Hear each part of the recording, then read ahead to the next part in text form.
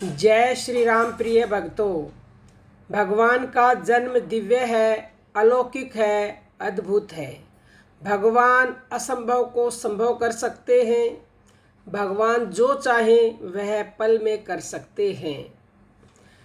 शायद ही इस दिव्यता को जानने वाला करोड़ों मनुष्यों में कोई एक होगा, और जो व्यक्ति इस बात को जान जाता है वह मुक्त हो जाता है। स्वयं श्री भगवान ने गीता के अध्याय 4 के श्लोक नंबर 9 में कहा है, जन्म कर्म च मे दिव्यमेवं यो वेति तत्वतः तत्ववक्ता देहम पुनर्जन्म नेति मामेति सो अर्जुन। अर्थात हे अर्जुन, मेरा जन्म और कर्म दिव्य अर्थात अलौकिक है। इस प्रकार जो पुरुष तत्व से जानता है वह शरीर को त्याग कर फिर जन्म को नहीं प्राप्त होता, किंतु मुझको ही प्राप्त होता है। अर्थात ऐसे व्यक्ति को जन्म मरण से छुटकारा मिल जाता है।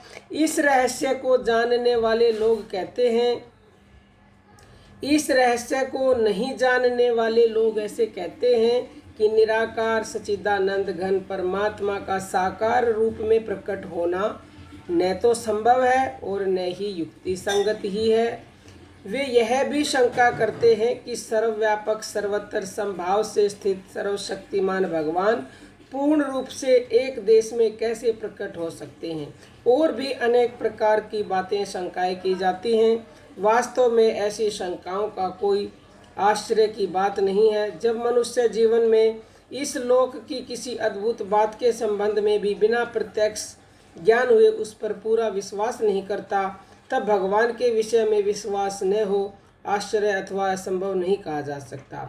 भौतिक विषय का तो उसके क्रिया साध्य होने के कारण विज्ञान के जानने वाले किसी भी समय प्रकट करके उस पर विश्वास करा भी सकते हैं, किंतु परमात्मा के बारे में कहना बड़ा ही विलक्षण है। प्रेम और श्रद्धा से स्वयं निरंतर उपासना करके ही मनुष्य उस तत्व को प्रत्यक्ष कर सकता है। कोई भी दूसरा मनुष्य अपनी मानवीय शक्ति से इसे प्रकट करके नहीं दिखा सकता।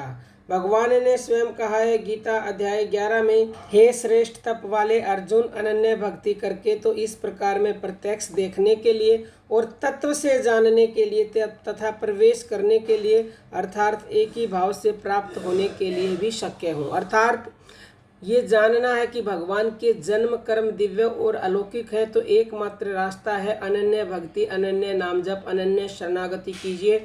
आप अवश्य ही भगवान को तत्व से जान लेंगे।